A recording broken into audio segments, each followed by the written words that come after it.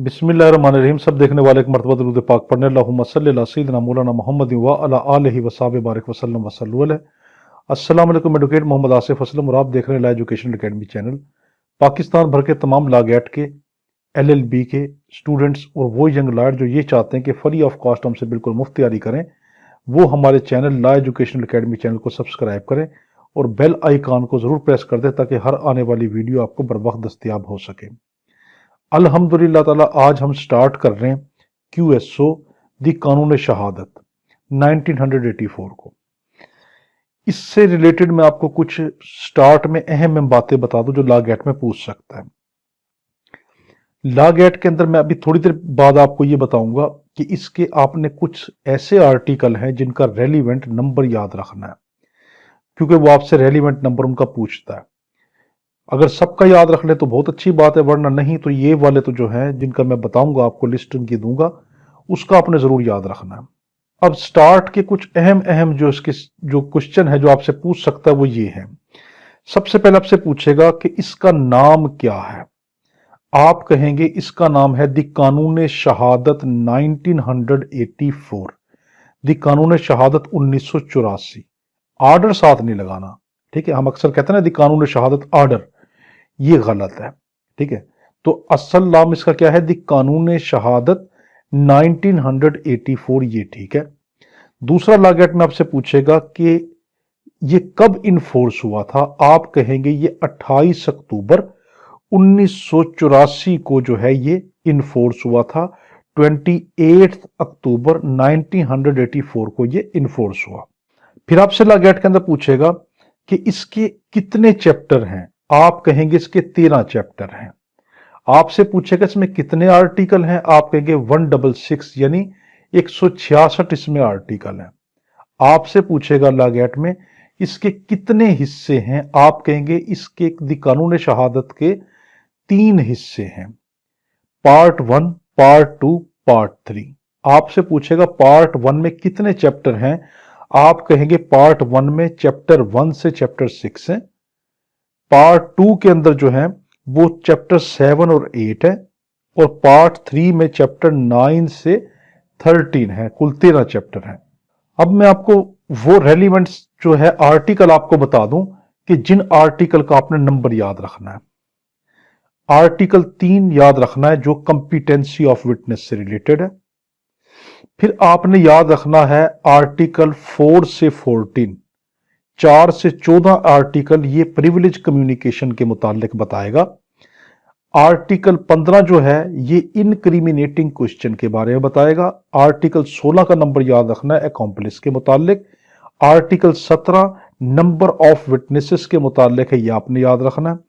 फिर आर्टिकल 18 से 28 relevancy of fact, इसके मुतालिक आपने याद रखना है। फिर आर्टिकल 22 जो है इसको आपने याद रखना है आइडेंटिफिकेशन पीरियड का। फिर आर्टिकल 24(2), आर्टिकल 24 उसका सब जो है आर्टिकल वो 2 आपने याद रखना, ये है प्ली ऑफ एलिबाई। ये हम सबका सब पढ़ेंगे बाद में, मगर सिर्फ अभी आप इसके नंबर याद रख लें कि कौन कौन सा आर्टिकल आपने जबानी उसका नंबर याद रखना है, क्योंकि आपका QSO 20 नंबर का है और कुल 166 इसमें आर्टिकल है। इससे ज्यादा नंबर देने वाला शायद ही कोई दूसरा होगा। एक तो QSO, एक लीगल एथिक और एक आपका CPC, ये आपका 50 नंबर कवर करता है। तो हमने क्या देखा कि 24(2) प्ली ऑफ एलिबाई को आपने याद रखना है। फिर आर्टिकल 30 से 36 और प्लस 45, यानी 30 से 36 तक आर्टिकल, और उसमें एक आर्टिकल और आपने याद रखना 45, ये हमें बताते हैं एडमिशन के मुतालिक। फिर आर्टिकल 37 से 43, 37 से 43 तक ये कन्फेशन के मुतालिक आपको बताएंगे, इसका नंबर आपने याद रखना है। फिर 46(1) डाइंग डिक्लेरेशन, इसका नंबर याद रखना है। फिर आर्टिकल 128 आपने याद रखना है, ये है लेजिटिमेसी ऑफ चाइल्ड, इसका कि जायज बच्चा जो होता है वो क्या, उसके मुतालिक उसका नंबर याद रखना है। 129 रखना है प्रिजम्पशन जो है उसके मुतालिक आपने याद रखना है। फिर आपने 133 से 135 याद रखना है नंबर, ये है एग्जामिनेशन ऑफ विटनेस। फिर आपने नंबर याद रखना है 136 से 138, ये लीडिंग क्वेश्चन के मुतालिक। फिर 150 का नंबर याद रखना है, ये होस्टाइल विटनेस। 151 का नंबर याद रखना है, इम्पीच करेक्टर के मुतालिक है विटनेस के। फिर 155 का नंबर याद रखना है, ये है रिफ्रेशिंग मेमोरी।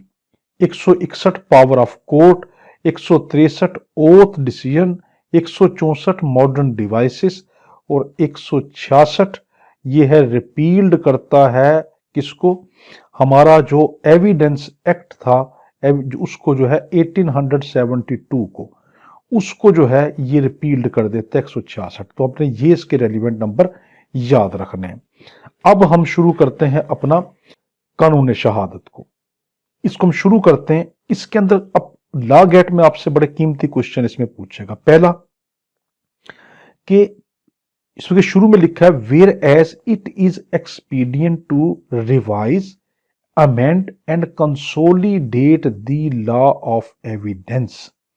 ये क्या करने के लिए आया, रिवाइज करने के लिए आया, अमेंड तरमीम करने के लिए आया, एंड कंसोलिडेट और इकट्ठा करने के लिए आया किसको, द लॉ ऑफ एविडेंस, उन कानून को जिसका ताल्लुक शहादत से था, गवाहियों से था, उसको इकट्ठा करने के लिए आया, as to bring it in conformity with the injunction of Islam, ताकि वो इस्लाम के मुताबिक ढल जाएं, as laid on in the holy Quran and सुन्ना सल्लल्लाहु अलैहि वसल्लम, ताकि जो बताया गया है कुरान पाक की आयातों में और आप सल्लल्लाहु अलैहि वसल्लम की अहादीस में।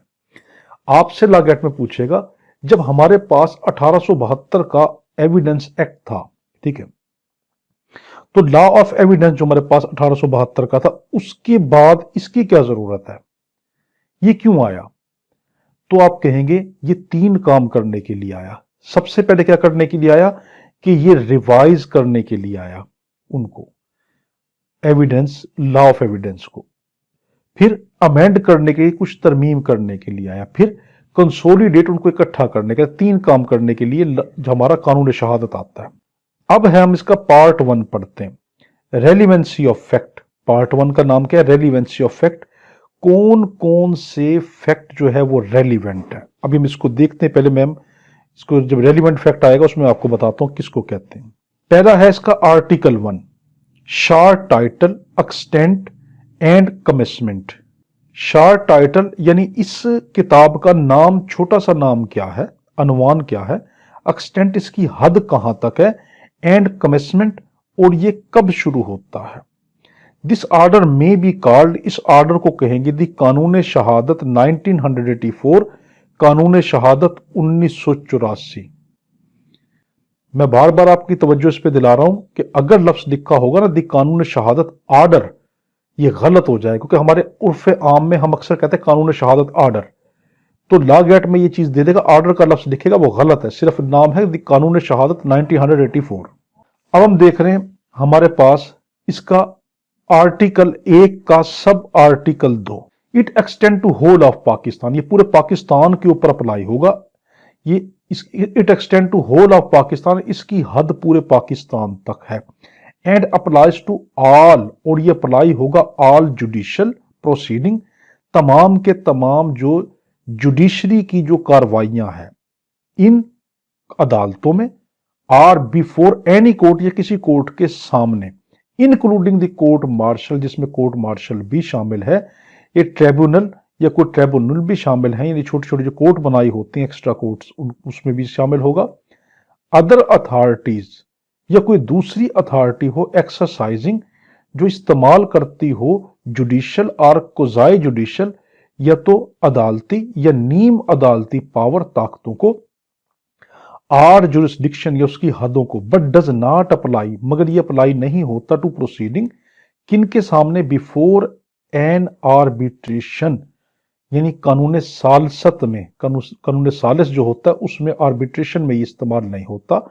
इसके अलावा जो फैमिली कोर्ट्स होती हैं वो भी पाबंद नहीं है कि इस कानून को अप्लाई करें। अब देखें लॉ गेट में इसी में से कितने सवाल पूछेगा। पहला आपसे पूछेगा कि ये सिर्फ और सिर्फ, आपसे लॉ गेट में आपको गलत स्टेटमेंट बना के देगा कि सिर्फ और सिर्फ कानून शहादत जुडिशियल प्रोसीडिंग के अंदर शामिल है जो कोर्ट में होती है। आप कहेंगे गलत, ये जुडिशियल प्रोसीडिंग में तो इस्तेमाल होता ही होता है, बल उसके साथ इसमें इंक्लूड है कोर्ट मार्शल भी, फिर ट्रिब्यूनल भी, उसके अलावा कोई भी अथॉरिटी जो कि जुडिशल या क्वाज़ी जुडिशल, जुडिशल का मतलब होता है अदालती कार्रवाई, या कोई नीम अदालती कार्रवाई को जो इस्तेमाल करती हो उनमें भी इस्तेमाल होगा। फिर लॉगैट में आपसे कहेगा कि ये किस में इस्तेमाल नहीं होता, आप कहेंगे ये आर्बिट्रेशन में इस्तेमाल नहीं होता। फिर पूछ सकता है कि क्या ये फैमिली कोर्ट पाबंद हैं कानून शहादत को इस्तेमाल करने के लिए, आप कहेंगे नहीं, वो बाउंड नहीं है। इसका सब आर्टिकल, एक का सब आर्टिकल हमारे पास जो है वो हमारे पास 3 है। It shall came into force at once, ये फौरन ही लागू होगा, यानी जैसे ही आया ये फौरी लागू होगा। अब है हमारे पास इसका आर्टिकल 2 जो बहुत कीमती है। इसमें डेफिनेशन है, इन दिस ऑर्डर, इस ऑर्डर में, unless there is anything repugnant in the subject और कंटेक्स्ट, जब तक कोई डेफिनेशन इसकी दी हुई डेफिनेशनों के खिलाफ ना जाए, तब तक जो नीचे डेफिनेशनें दी गई हैं वो ही मानी जाएंगी जो इसमें दी है। यानी सिंपल वर्ड में ये कहा गया इसमें कि जो डेफिनेशनें कानून शहादत ऑर्डर में QSO में हमने लिख दी हैं, जब तक हम खुद चेंज ना करें या कोई और कानून आकर इसके मुखालफत में कोई और डेफिनेशन ना लेकर आए, तब तक ये जो डेफिनेशनें हैं ये हू बहू लफ्ज ब लफ्ज ऐसे ही रहेगी। अब क्या है हमारे पास, पहली डेफिनेशन है उसका आपने नंबर भी याद रखना है। तो क्या, आर्टिकल 2 सब आर्टिकल 1 उसका जुज कौन सा है, ए, यानी 21A। इसमें कोर्ट के मुतालिक कहा गया, कोर्ट किसको कहते हैं, तो इसमें कहा गया इंक्लूड ऑल जजेस, कोर्ट का मतलब है तमाम जजेस एंड मजिस्ट्रेट्स, और तमाम मजिस्ट्रेट्स एंड ऑल पर्सन, और तमाम शख्स, एक्सेप्ट आर्बिट्रेटर, मां सिवाय जो सालिस होते हैं, जो सुलह करवाने के लिए होते हैं, हम वो थोड़ी देर बाद बताता हूं आपको। लीगली अथोराइज्ड, जिनको कानूनी तौर पर ताकत दे दी गई हो, पावर दे दी गई हो टू टेक एविडेंस, के वो एविडेंस ले लें। अब बड़ा कीमती है, आपसे लॉगैट में पूछेगा, कोर्ट का मतलब होता है हमारे पास सिर्फ जज और मजिस्ट्रेट, आप कहेंगे नहीं, ये तो है ही है कोर्ट। इसके अलावा ऑल पर्सन, वो तमाम शख्स भी कोर्ट है, कौन से, जो लीगली अथोराइज्ड हैं, जिनको लीगली ताकत दे दी गई है टू टेक एविडेंस, के वो कोई गवाही ले लें, कोई शहादत ले लें, ठीक है, कोई सबूत ले लें। आपसे कहेगा कोर्ट के अंदर आर्बिट्रेशन भी शामिल है, आपके गलत, आर्बिट्रेशन कोर्ट नहीं होती। अब आर्बिट्रेशन होता क्या है, मिसाल के तौर के ऊपर मेरा किसी बंदे से झगड़ा चल रहा है, हम कोर्ट में झगड़ा करते करते थक गए, या हम कोर्ट में लेके ही नहीं गए, दोनों सूरतें हो सकती हैं। हमने क्या किया कि कोर्ट को एक एप्लीकेशन मूव कर दी कि हम अपना मामला किसी सालिस के जरिए से, हम अपना कोई नुमाइंदा चूज करते हैं, वो हमारा जो भी फैसला कर देगा वो हम जनाब की कोर्ट में आके बता देंगे, उसके मुताबिक हमारा फैसला कर देना। अब उस सालिस ने हमारा कोई भी फैसला कर दिया, वो फैसला हम कोर्ट में ले गए और हमने कोर्ट में एडमिट करा दिया, तो इसको कहते हैं कानून सालिस। आर्बिट्रेशन का जो एक्ट है वो यही होता है कि कोर्ट्स के बाहर हम कोई जो सुलह वगैरह करते हैं उसको कहते हैं। अब बड़ा कीमती है, इसका नंबर है 21B। डॉक्यूमेंट्स किसको कहते हैं, दस्तावेजात किसको कहते हैं। डॉक्यूमेंट्स मीन एनी मैटर, कोई भी चीज, एक्सप्रेस्ड, जो लिखी गई हो, जाहिर की गई हो, आर डिस्क्राइब्ड, जो बयान की गई हो, अपॉन एनी सब्सटेंस, किसी भी चीज पर, बाय मीन ऑफ लेटर्स, किसी हरूफ के जरिए से, फिगर हिंसों के जरिए से, और मार्क या निशानात के जरिए से, or by more than one of those mean, या इनके अलावा किसी और तरीकों से, या इन जो ऊपर तरीके दिए गए इन सब के साथ, या इनके अलावा कोई एडिशन किसी और तरीके से भी बयान की गई हो। One of those mean intend to be used, जिसका इरादा ये हो, यानी जो हमने दिया कि लेटर के जरिए से, फिगर के जरिए से, मार्क के जरिए से हमने कोई चीज लिख दी कि हमारा इरादा ये है कि वो इस्तेमाल हो, इंटेंड टू बी यूज्ड, हमारा इरादा है कि इस्तेमाल हो, और विच में बी यूज, जो या जो इस्तेमाल हो सकती हो, तो ये बड़ा कीमती लफ्ज है, टू बी यूज्ड कि इस्तेमाल हो, या मे बी यूज इस्तेमाल हो सकती हो, for the purpose of recording the matter, ताकि किसी मामले को रिकॉर्ड किया जा सके। अब बड़े गौर से देखें, हम अभी तक ये समझते आए हैं कि सिर्फ तहरीरी चीजें जो होती हैं वो दस्तावेज हैं, वो डॉक्यूमेंट्स हैं। गलत।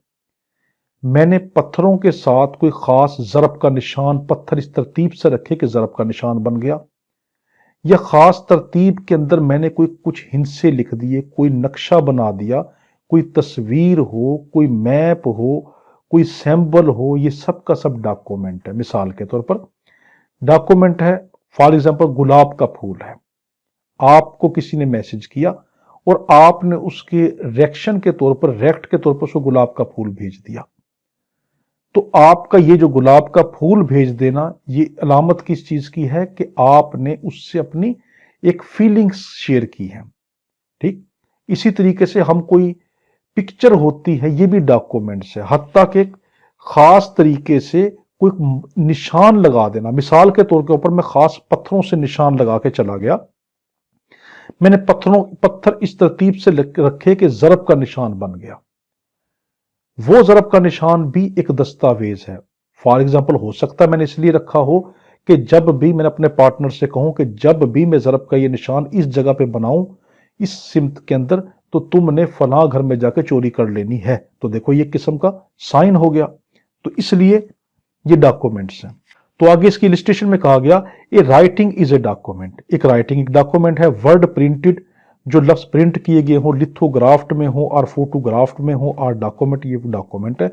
लिथोग्राफी उसको कहते हैं कि जो पहले दौर में, आजकल तो पेनाफ्लेक्स आ गए, पहले दौर में जो बैनर वगैरह होते थे वो इस तरीके से छपते थे कि उसका सांचा बनाया जाता था, उसके अंदर कपड़ा वगैरह डालकर ऊपर से उसके प्रिंट किया जाता था, उसको लिथोग्राफी कहते हैं सिंपल वर्ड में। और भी इसकी तरीके थे लिथोग्राफ में, और भी आती हैं, सिर्फ यही चीज नहीं और भी आती है इसमें, मगर मैं सिंपल तरीके से आपको ये बता रहा हूं। ए मैप और प्लान, कोई नक्शा या कोई मंसूबा इज ए डॉक्यूमेंट, ये डॉक्यूमेंट है। N inscription on a metal plate, किसी भी मेटल प्लेट के ऊपर कोई चीज कुंदा कर दी गई हो। Or stone is a document, या कोई पत्थर भी डॉक्यूमेंट है। तो देखो कितनी चीजें डॉक्यूमेंट है। अच्छा, एक और चीज मैं आपको बताऊं, मैं बार बार इस चीज को स्टूडेंट से कहता हूं, मगर वो स्टूडेंट जब अपना नुकसान करके बैठते हैं ना, फिर वो बड़ी ही दुआइयां दे रहे होते हैं कि सर आपने ठीक कहा था, हमने आपकी बात नहीं मानी। मेरी बात को मेरे भाई गौर से अपने जहन में बिठा लेना कि QSO के अंदर जितनी भी इलिस्ट्रेशन हैं, समझो कि यह आपको लॉ गेट पास कराने में 15+ मार्क का आपका जो है ये कंट्रीब्यूशन इनका है। इसलिए जितनी इलिस्ट्रेशन है उनको अच्छे तरीके से एक मर्तबा कम से कम जरूर देख के जाना। ये इलिस्ट्रेशन पेपर में बार बार आ रही है, पिछला पेपर उठा के देख लो, उसमें इलिस्ट्रेशन दी गई है। तो वो इलिस्ट्रेशन बकायदा कहता है, लिख के कहता है कि आर्टिकल फला की इलिस्ट्रेशन नंबर फला का नंबर, ठीक है। तो उसको कहते हैं 129B जो है हमारे पास, ठीक है। तो ये कॉम्प्लेक्स से रिलेटेड है इसकी, देखो ये 129B जो इलिस्ट्रेशन है, तो इलिस्ट्रेशन को लाजमी आपने देखना है। आगे है हमारे पास 21C, एविडेंस इंक्लूड। एविडेंस में क्या क्या चीज शामिल है।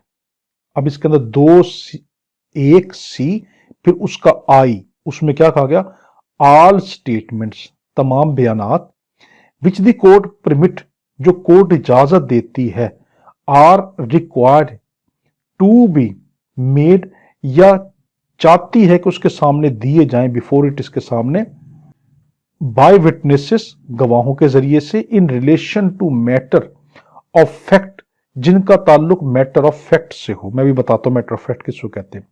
अंडर इंक्वायरी, किसी भी इंक्वायरी में, such statement are called oral evidence, उनको ओरल एविडेंस कहते हैं। लॉ गेट में आपसे पूछेगा ओरल एविडेंस किसको कहते हैं, आप कहेंगे वो तमाम बयानात, वो तमाम स्टेटमेंट जो कोर्ट चाहती है कि आप उसके सामने बयान कर दें किसी भी चीज को, कोई भी जो हमारे पास मैटर ऑफ फैक्ट है उससे मुताल्लिक, तो उसको कहते हैं oral evidence. Matter of fact किसको कहते हैं, इंतहाई गौर से सुनना, वरना आपको QSO तो समझ नहीं आता।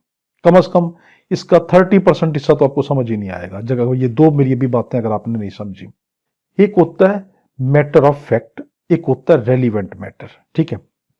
तो रेलिवेंट किसको कहते हैं, यानी इसको कहते हैं फैक्ट इन इशू, और एक होता है रेलिवेंट फैक्ट। देखें, एक होता है फैक्ट इन इशू, एक होता है रेलिवेंट फैक्ट। गौर से इसको देखें। फैक्ट इन इशू किसको कहेंगे? मिसाल के तौर पर 1 जनवरी 2001 को रात 1 बजे एक घर जो कि मॉडल टाउन सी में है, उस घर का नंबर है 1 या 2, कोई भी नंबर है, उस घर में कोई बंदा कत्ल हो जाता है, ए कत्ल हो जाता है बी के हाथों। ये सारा का सारा जो कत्ल उसका होना है, ये क्या है? ये फैक्ट इन इशू है, दर हकीकत यानी वकुआ। फैक्ट इन इशू किसको कहते हैं? दर हकीकत जो वकुआ। एक होता है रेलिवेंट फैक्ट। अब उसके कत्ल होने के पीछे जो जो चीजें साथ उसके अटैच हैं, कि उसने चाकू कहां से खरीदा था, वो कहां से चलकर आया था, उनकी क्या दुश्मनी थी, कितने दिनों से प्लानिंग कर रहा था, उसने जहर कहां से खरीदा था, क्या माजरा हुआ था, उसको कत्ल करते वक्त भागते हुए किसने देखा, इस घर में दाखिल होते हुए किसने देखा, ये सारे के सारे रेलिवेंट फैक्ट हैं। ठीक है जी। जो दर हकीकत वकुआ यानी जो कत्ल हुआ है वो फैक्ट इन इशू, और उस कत्ल होने के इर्द गिर्द जितने वाक्य उसके साथ जो है अटैच हैं, उन तमाम को रेलिवेंट फैक्ट कहेंगे। और इररेलिवेंट फैक्ट किसको कहते हैं? जिनका इस कत्ल से कोई ताल्लुक ही ना हो। मिसाल के तौर पर अब ये जो कत्ल हुआ है, साथ फॉर एग्जाम्पल अगले मोहल्ले में किसी की शादी हो रही थी, उसका इससे क्या ताल्लुक है? नहीं ना। मगर हम आगे देखेंगे कई मर्तबा इररेलिवेंट फैक्ट भी, जिनका ताल्लुक भी नहीं होता वकूए से, वो भी रेलिवेंट बन जाते, वो हम बाद में देखेंगे, फिर उसकी तफसील बाद में बता दूंगा। उसके बाद है हमारे पास 2(1)(c) और उसका फिर 2 ऑल डॉक्यूमेंट्स। ऊपर था ओरल स्टेटमेंट, ठीक है, यानी ओरल एविडेंस, अब नीचे है डॉक्यूमेंट्री एविडेंस। ऑल डॉक्यूमेंट, तमाम डॉक्यूमेंट्स प्रोड्यूस्ड जो पेश किए जाते हैं फॉर द इंस्पेक्शन, मुआयने के लिए, मुआवजने के लिए, यानी इंस्पेक्शन के लिए ऑफ द कोर्ट के, such document are called the documentary evidence, इनको हम डॉक्यूमेंट्री एविडेंस कहते हैं। अब है हमारे पास 2(1)(d) फैक्ट इंक्लूड। वकुआ किसको कहते हैं? वाकया किसको कहते हैं? एनीथिंग, स्टेट ऑफ एनीथिंग, कोई भी चीज, या स्टेट ऑफ थिंग, ये चीजों की हालत, और रिलेशन ऑफ थिंग, ये चीजों का आपस में ताल्लुक, कैपेबल, जो इस काबिल हो, of being perceived by the senses, जिसको हम अपने हवास, अपनी हिस्सों के जरिए से पहचान सकते हैं। ये बड़ा ही उलझा हुआ और बड़ा ही कीमती है।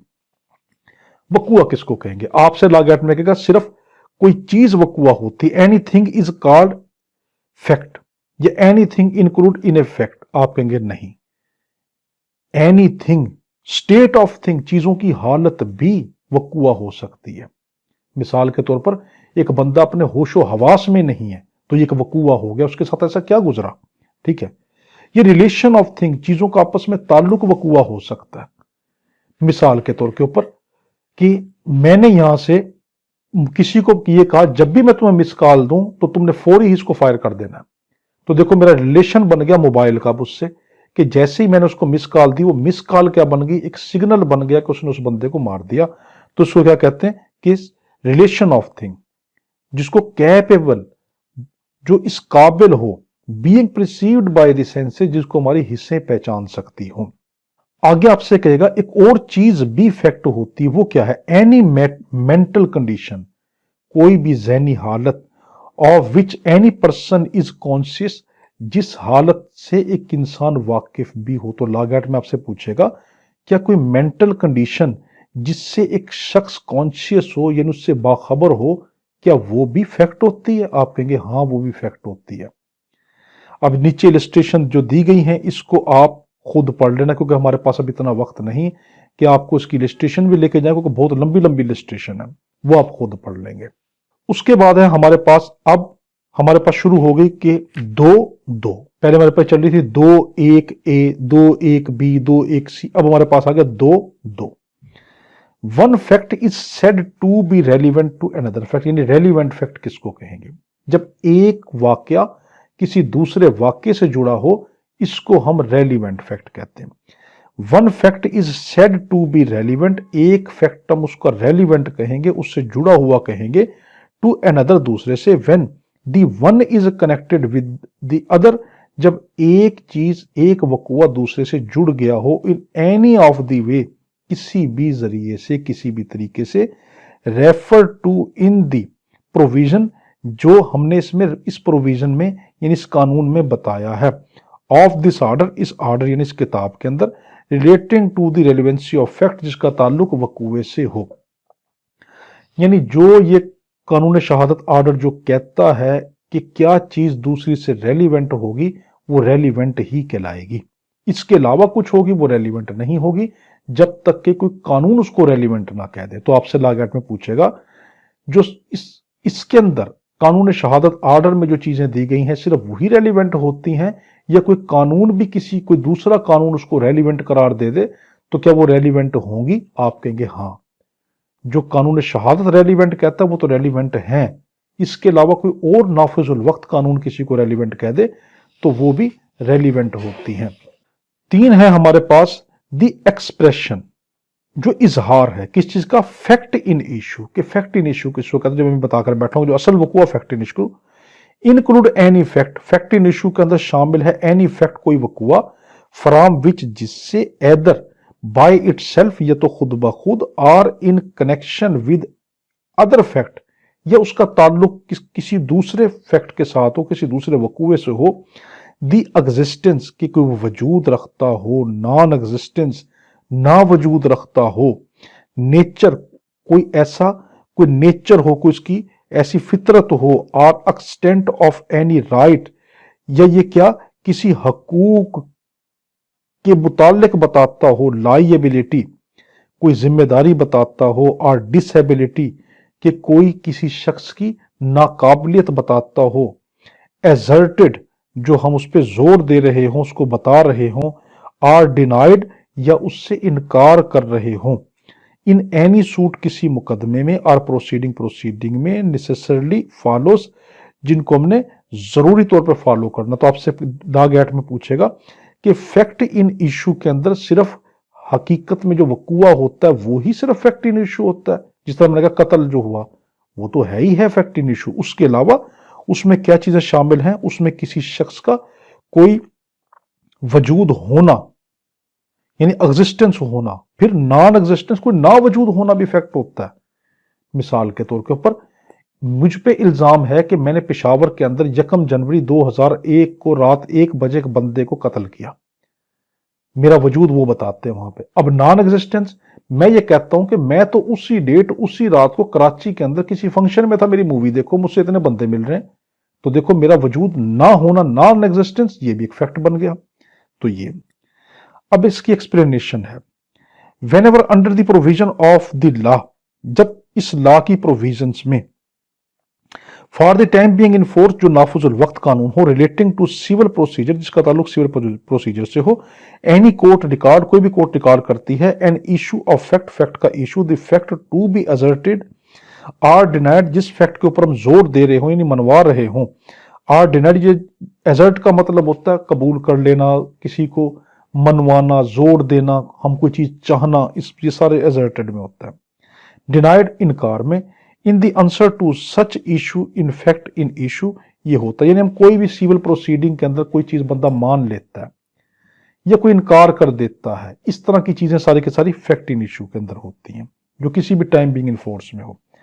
अब है हमारे पास 2-4, a fact is said to be proved, एक फैक्ट को हम तब कहेंगे कि ये साबित है, ये बड़ा गौर से समझना, when after considering the matter before it, जब उस मैटर को हम उसके सामने रखें, द कोर्ट एदर बिलीव्स, या तो कोर्ट उस पर यकीन कर ले, इट टू एग्जिस्ट, के ये वजूद रखता है, आर कंसीडर इट्स एग्जिस्टेंस, या इसके वजूद को तसव्वुर कर ले, सो प्रोबेबल, के इतना मुमकिन तो है कि ये वजूद रखता है, that a prudent man ought, के एक आम सूझबूझ वाला आदमी आर्ट चाहेगा, चाहता, under the circumstances of the particular case, किसी खास केस के हालात के अंदर, to act upon the supposition that it exist, कि ये चीज वजूद रखती है। अब देखो गौर से समझें, कैसे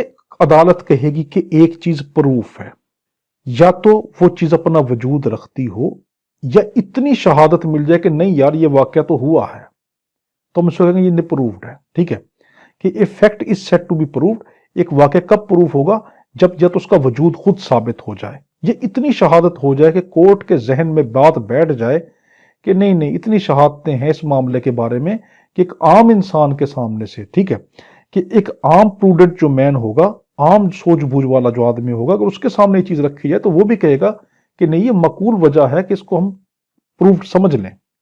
इफेक्ट, अब आगे पांचवा, effect is said to be disproved.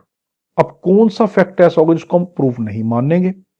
When after considering the matter before it, जब उस मैटर को हम आगे कंसीडर करें, the court either believe, court या तो यकीन कर ले that it does not exist, कि ये वजूद नहीं रखता, और कंसीडर इट्स नॉन एग्जिस्टेंस, ये इसके ना वजूद रखने के ऊपर तसव्वुर करे, सो प्रोबेबल, कि इतनी तो वजूहात हैं, ए प्रूडेंट मैन आर्ट, कि एक आम सूझबूझ वाला बंदा भी ये चाहेगा, अंडर द सर्कमस्टेंसेस, ऐसे हालात में, ऑफ द पार्टिकुलर केस, इस खास केस में, to act upon the supposition that it does not exist, कि ये वजूद नहीं रखता। देखो दोनों में एक ही जैसे लफ्ज हैं, सिर्फ फर्क किसका है, एग्जिस्टेंस और नॉन एग्जिस्टेंस। देखें एक चीज को कब प्रूफ मानेंगे, या तो उसका वजूद हो, कि इतनी शहादत मिल जाए कि उसका वजूद नहीं है, और एक आम सूझबूझ वाले बंदे के सामने हम ये पेश करें, भाई ये देखना तुम क्या कहते हो कि ये वकूआ हुआ है या नहीं हुआ, वो कहेगा नहीं यार इतने सबूत हैं,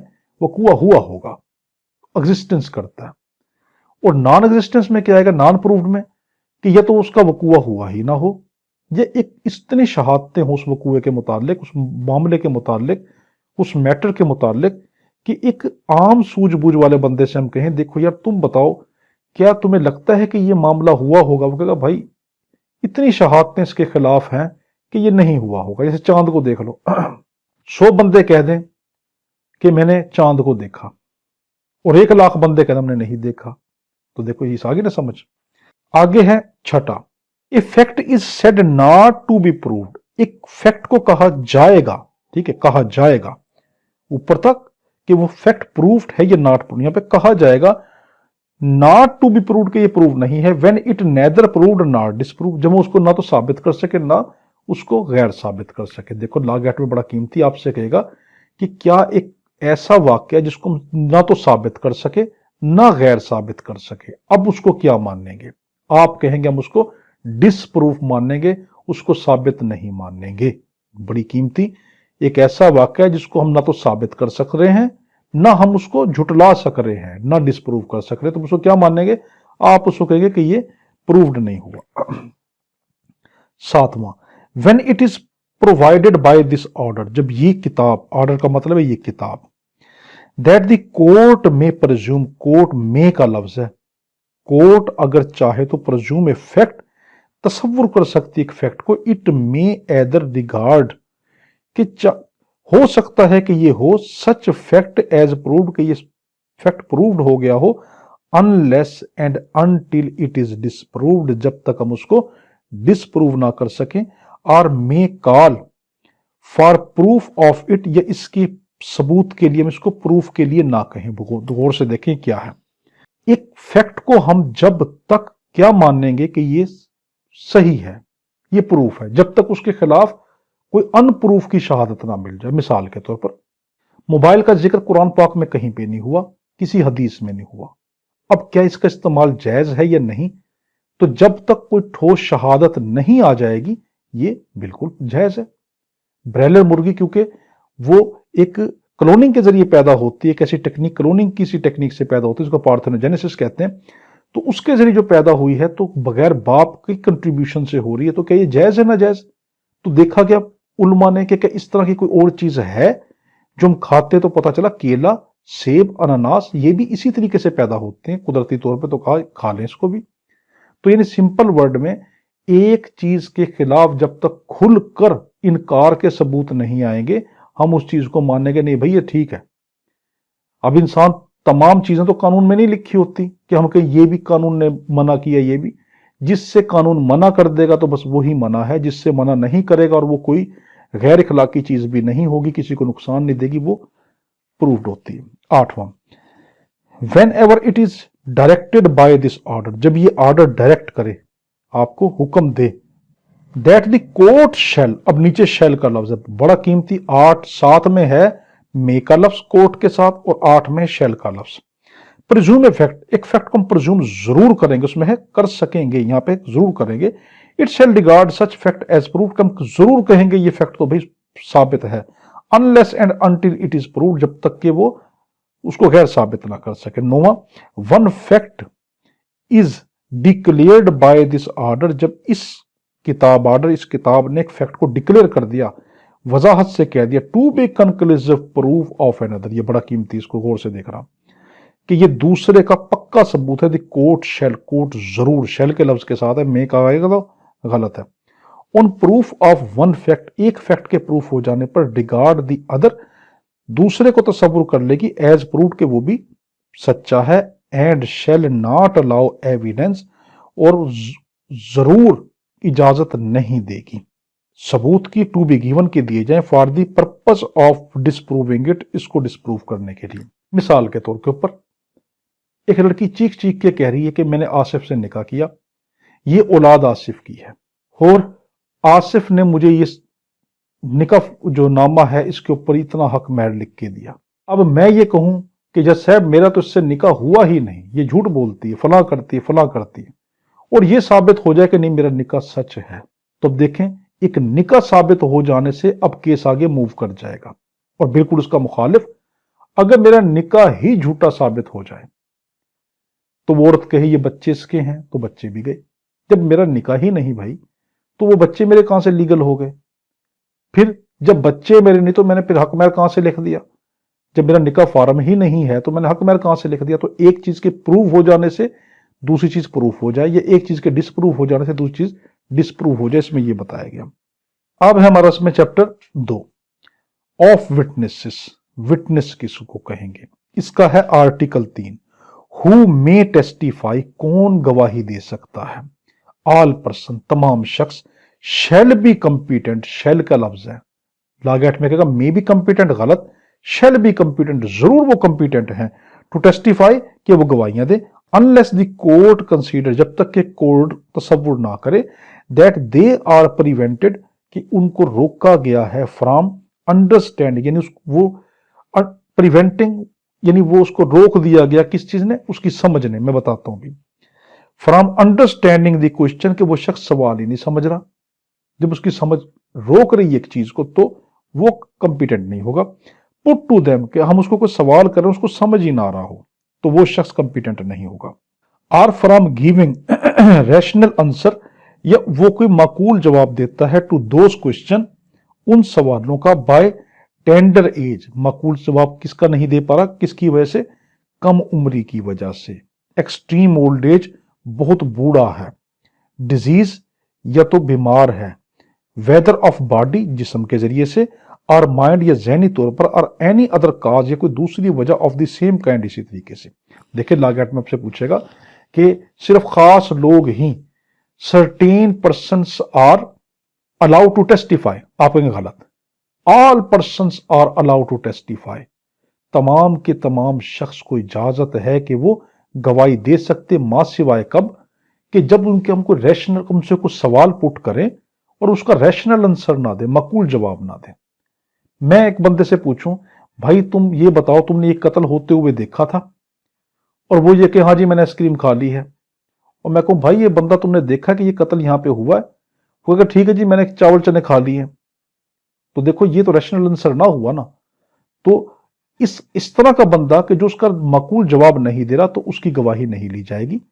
वो माकूल जवाब क्यों नहीं दे रहा, आपसे लागैट में कहेगा क्या टेंडर एज की वजह से हो सकता है, कहेंगे हाँ, ओल्ड एज की वजह से किसी बंदे का इस तरह जहन हो सकता है, हाँ, बॉडीली कोई डिजीज हो तब भी कोई बंदा डिस्क्वालीफाई हो सकता है, कहेंगे हाँ, किसी कोई शख्स को कोई लॉ प्रिवेंट कर दे, कानून कह दे कि ये बंदा जो है गवाही के काबिल नहीं है, फॉर एग्जाम्पल इसने झूठी गवाही दी हो, तो वो भी कंपिटेंट नहीं। मगर हाँ फिर वो कंपिटेंट कब हो जाता है, जब कोर्ट तसव्वुर कर ले कि नहीं इसने कभी झूठी गवाही दी थी मगर अब ये पछताया है, अब ये सुधर गया, तो उसको कोर्ट इजाजत दे देगी।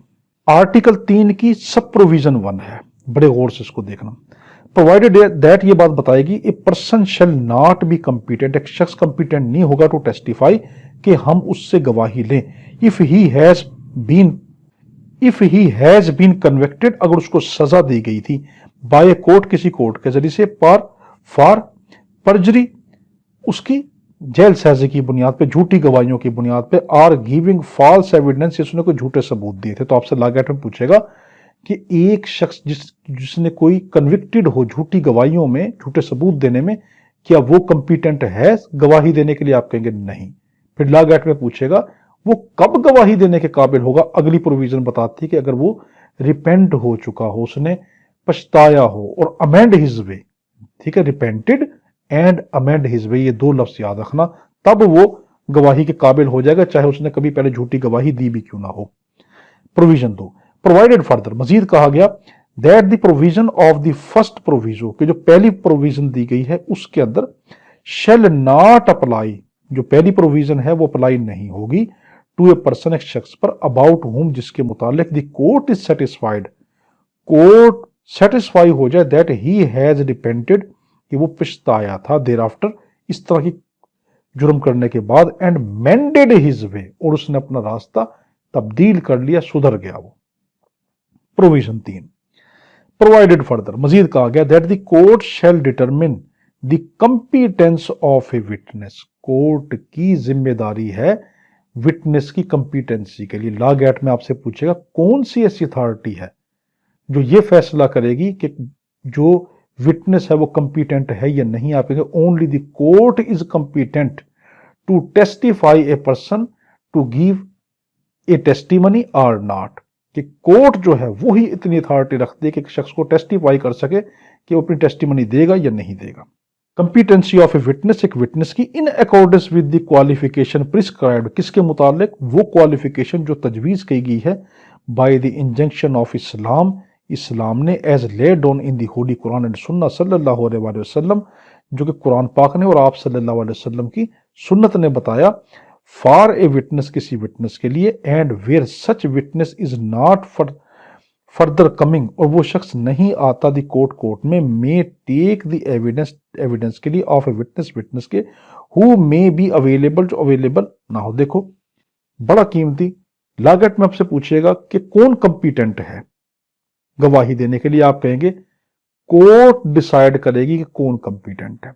फिर लागत में पूछेगा कोर्ट किस चीज को देख के डिसाइड करती है, आप कहेंगे कोर्ट उन तमाम रूल्स को देख के डिसाइड करती है जो कुरान और सुन्नत में है कि क्या ये शख्स कंपिटेंट है भी या नहीं। ठीक है, आगे explanation, A lunatic is not incompetent, एक मजनू शख्स, एक खपती शख्स जिसका ज़हनी तवाज़न बिगड़ा हो, वो शख्स, ठीक है, इसको दौरे पड़ते हो, यानी वो इज नॉट इनकम्पिटेंट, वो इनकम्पिटेंट नहीं है। क्यों, मैं बताता हूं भी, टू टेस्टिफाई को उसकी गवाही ले जाए, अनलेस ही इज प्रिवेंटेड, जब तक कि वो रुक ना जाए, बाय हिज लुनेसी, अपनी इस जुनून की वजह से, अपने इस दौरों की वजह से, फ्रॉम अंडरस्टैंडिंग द क्वेश्चन, कि उससे क्वेश्चन पुट किया जाए, पुट टू हिम, उससे, and giving rational answer to them, और उसने उसका रैशनल आंसर दिया है या नहीं। आज हमने 3 तक पढ़नी है, ठीक है, क्योंकि मैंने आपको उसमें लिस्ट बताई तो इसलिए ये हमें ये कम पड़ा। हम इसको कोशिश करेंगे 5 से 6 लेक्चरों में पूरा का पूरा खत्म करें, क्योंकि हमारी मजबूरी ये है कि आपका जो QSO है ये क्रिमिनल केसों में भी यही है और सिविल में भी यही, हमने दोनों माइंड लेके चलने। हो सकता है कि आपसे वो क्रिमिनल साइड से कोई क्वेश्चन पुट कर ले, तो हमने उस आर्टिकल के मुतालिक आपको इतना समझा दिया गया हो कि वो क्रिमिनल पूछे तो आपको क्रिमिनल में भी आप एक्सपर्ट हो जवाब देने के, सिविल में पूछा हो तो सिविल में भी आप जवाब देने के एक्सपर्ट हो। तो देखें, आपसे लागत में पूछेगा कि एक लुनेटिक, एक ऐसा शख्स जिसको दौरे पड़ते हो, मजनू हो, वो क्या कंपिटेंट है उस वक्त कि जिस वक्त उसको दौरे ना पड़ते हो? आप कहेंगे हाँ। एक वो शख्स किसी शख्स से एग्रीमेंट करे, फॉर एग्जाम्पल मैं लुनेटिक हूं, मुझे कभी दौरे पड़ते हैं, कभी मैं ठीक हो जाता हूं, तो अब जिस टाइम पर मैं ठीक था उस टाइम मैंने अगर अपना मकान का किसी बंदे से सौदा किया और गवाहों ने ये कहा कि देखो जिस वक्त आसिफ ने सौदा किया था उस टाइम इसको दौरे नहीं पड़े थे, ये बिल्कुल अपने होशो हवास में था, तो अब क्या मेरा जो मैंने उस बंदे से एग्रीमेंट कर लिया और एग्रीमेंट जिस टाइम वो मुझे पैसे दे रहा और मैं फिर दौरों की शक्ल में पड़ गया, तो अब मेरा जो बैनामा हुआ है, मेरा एग्रीमेंट ऑफ सेल हुआ है, کیا وہ انکمپیٹنٹ ہو جائے گا؟ کیا وہ ویلڈ نہیں ہوگا؟ نہیں، وہ ویلڈ ہے۔ جب گواہوں سے یہ ثابت ہو جائے کہ آصف نے جس ٹائم اس بندے کو مکان کا سودا کیا تھا اس ٹائم آصف ہوش و حواس میں تھا، تو یہ کمپیٹنٹ۔ ایک اور کوشچن آپ سے پوچھے گا بچہ کتنی ایج تک انکمپیٹنٹ ہے؟ آپ کہیں گے بچے کی کوئی لمٹ نہیں ہے کہ وہ کتنی ایج کا بچہ ہوگا تو وہ گواہی دے سکتا ہے، کتنی ایج کا نہیں۔ بڑا قیمتی ہے یہ۔ وہ بچہ جو کسی بھی ایج کا ہو، کتنا ہی چھوٹا کیوں نہ ہو، مگر وہ بات کو صحیح طریقے کا جواب سمجھ رہا ہے اور اس کا ریشنل آنسر دے رہا ہے، ٹھیک ہے، he understand the same question and giving the relevant rational answer according to it, he is a competent to testify, وہ کمپیٹنٹ ہے ٹیسٹیفائی کے لیے۔ تو ہر وہ بچہ جو بے شک کتنی چھوٹی عمر کا کیوں نہ ہو، عمر کوئی معنی نہیں رکھتی قانون میں، اگر وہ صحیح طریقے سے سمجھ رہا ہے تو پھر وہ کیا نام ہے، وہ جواب تیرا۔ بخاری شریف پڑھ لیں، 5 سال کے بچوں کو جو ہے بطور صحابی کے طور کے اوپر حدیث کے اندر رکھا ہے، تابعی کے طور پہ ہم نے حدیث میں رکھا کہ وہ بچے جو 5 سال کی ایج کے تھے، صرف ریشنل آنسر سمجھتے تھے، تو ان کی حدیث باقاعدہ حدیثوں کے اندر آئی ہے۔ تو ہم نے یہاں تک کیا، ہمارے حق میں دعا کرنا۔ اللہم صلی علی سیدنا مولانا محمد و علی آلہ وصحبہ بارک وسلم وصلی علیہ۔ اللہ حافظ۔